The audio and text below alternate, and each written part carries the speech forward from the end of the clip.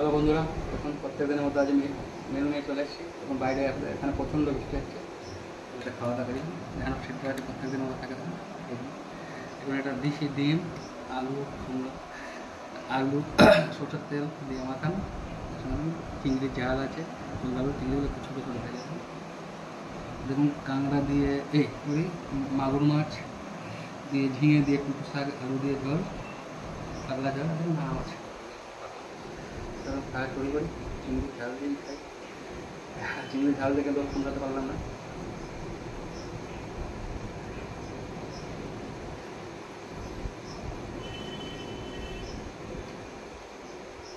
দারুণ না,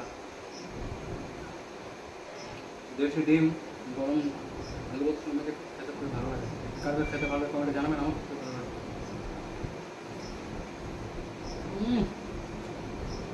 কি খাচ্ছেন অমৃত।